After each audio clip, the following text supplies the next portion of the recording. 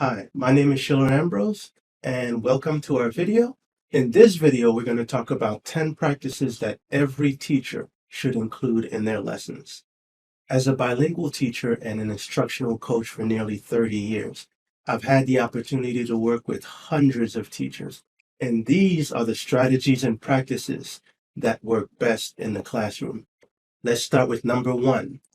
Write clear and student-friendly lesson objectives. Now, the lesson begins with an objective. What are we learning before the lesson comes to an end? What should I come away with and focus during this time? These are the questions that your students have and that you should provide the answers to right from the start. Now, the objective should be clear and measurable. This is important for both the teacher and the student. By making the objective clear and measurable, you minimize confusion and you provide a framework to assess the success or the shortcomings of the lesson.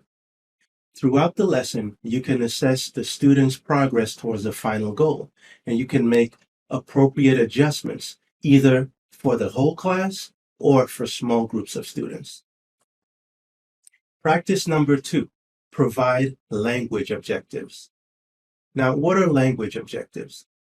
Okay, think about it this way. The content objectives provide the what, and the language objectives provide the how. So think of it like going on a road trip. Okay, the content objective would be your destination. All right, so let's say I'm going to Chicago to visit my daughter who's in school. Now, the language objective will provide me with the how. For example, am I taking the Pennsylvania Turnpike? Am I taking 295? Which exit am I getting off at? How long is going to take me to get there?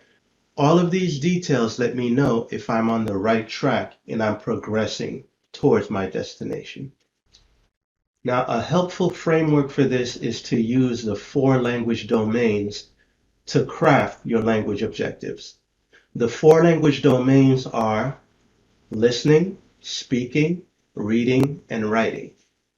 This is what this might look like in a 6th grade science objective.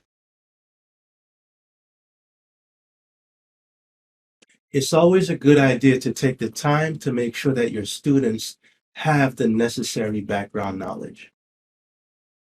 Yes, it takes a little more time, but I always tell teachers this.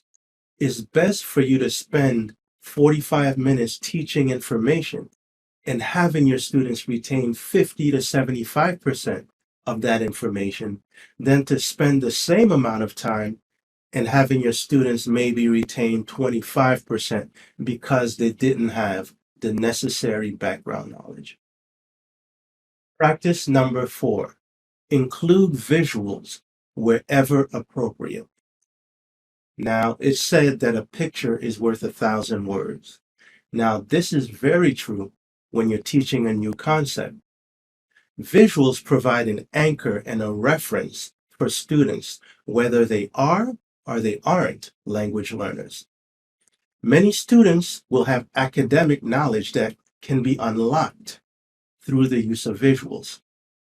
Just imagine if you had to learn about computers in a foreign language.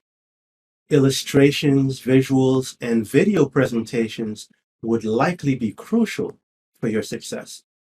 Practice number 5, present any necessary vocabulary. Whether you prefer to introduce the vocabulary at the beginning, the middle, or the end of the lesson, or you prefer the discovery method, it's necessary to address the required vocabulary. Misunderstanding or confusion about the content vocabulary will guarantee that the precious time that you spent on delivering the lesson will be completely wasted. For language learners, allow them to keep a vocabulary journal with native language translations of the terms.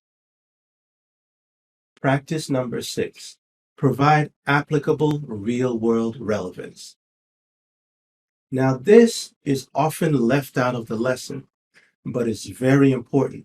Just think about it. Even as adults, if you're given information, if that information is necessary for your survival, or you think that that information will be important at a later time, you're going to put in the effort to remember that information.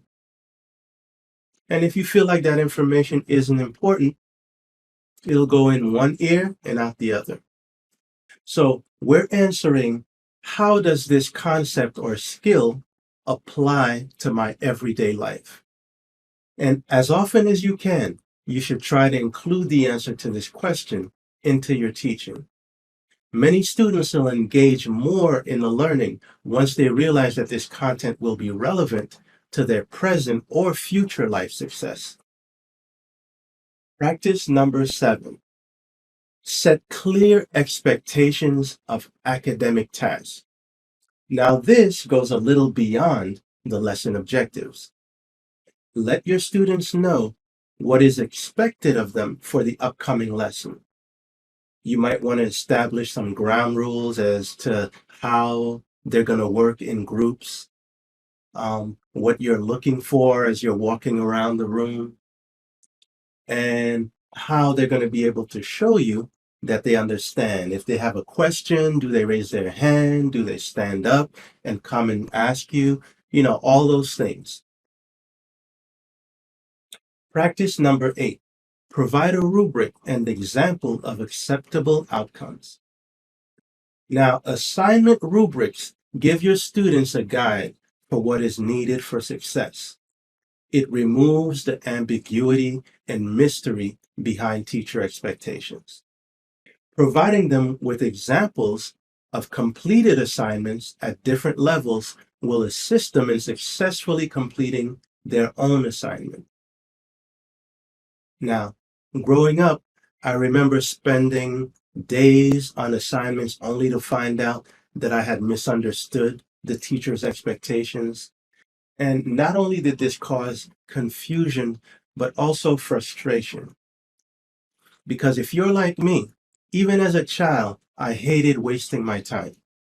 So if I put my energy into doing an assignment, I wanted to know that that assignment was going to meet the teacher's expectations.